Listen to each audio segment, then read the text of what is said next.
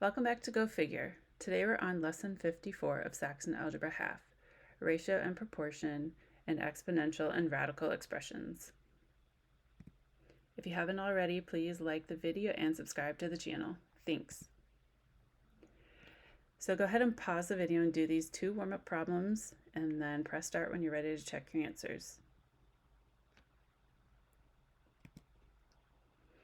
Okay, the nth root of 16 if n equals 4. So if we put 4 in for n, we're looking for the fourth root of 16, which means what factor multiplied by itself 4 times gets you 16, and that is 2, because 2 times 2 times 2 times 2 equals 16. And then the nth root of 81 if n equals 2, so that just means the square root of 81, which is 9, because 9 times 9 is 81. Our learning objectives today are to solve proportion and ratio problems using cross multiplication. And we're also going to evaluate exponential expressions and radicals with variables. So if we remember, a ratio is a comparison of two numbers. So for example, we could have like 3/4. This is a ratio, 3 to 4. And a proportion is two ratios that are set equal to each other. So we could set that equal to 6/8. And it is a proportion because those two fractions are equal. And we have something new called cross products. Cross products are found by multiplying the numerator of one ratio by the denominator of the other ratio, and this is called cross multiplication. So for example, in this proportion that we have set up, if we multiply across here and across here, so we have 4 times 6, which equals 24. And then we have 3 times 8, which also equals 24.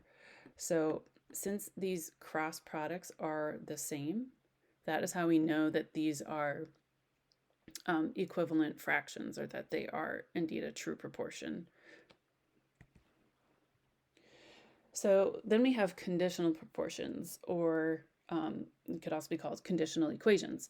And that is when one part of the proportion is a variable. So here you can see that we have a variable x in one of our fractions. So we can use cross multiplication that we just looked at to solve for a variable. So here we would multiply across 12 times 3, which I'm just going to put the answer here. 12 times 3 is 36. And then also multiply this 27 times x to get 27x.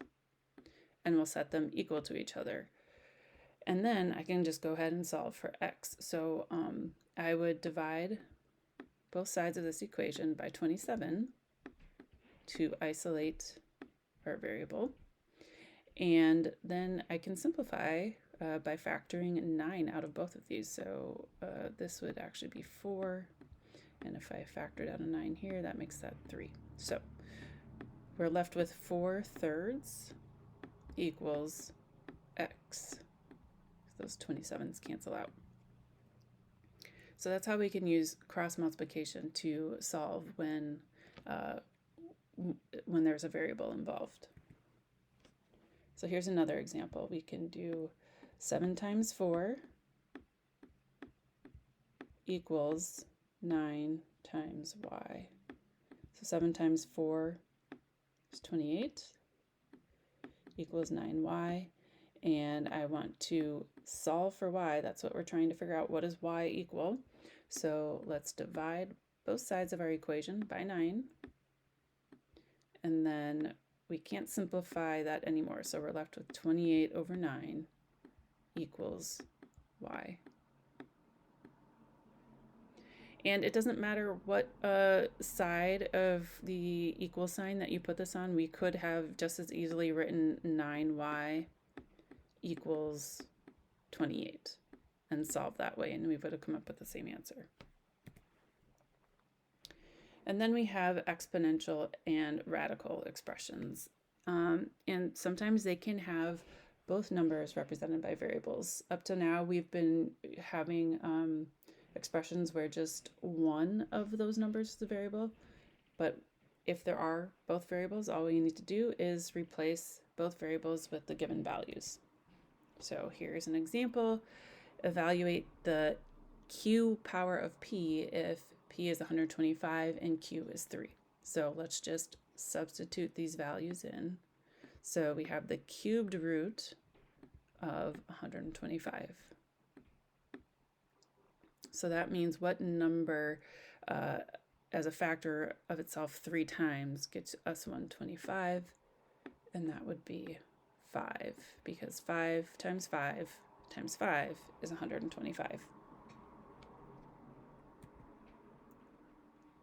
Here are practice problems to try on your own. Pause the video and work out these answers, and then press start when you're ready to check.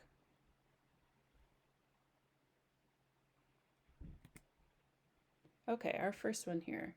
We're solving for p, so we need to cross multiply. I'm going to start with 7 times p, so I'll put that over here. 7p equals, and then 4 times 2, which is 8. And then to isolate p, we're going to divide by 7 on both sides of our equation. Those 7s will cancel out, and then we're left with p equals 8/7.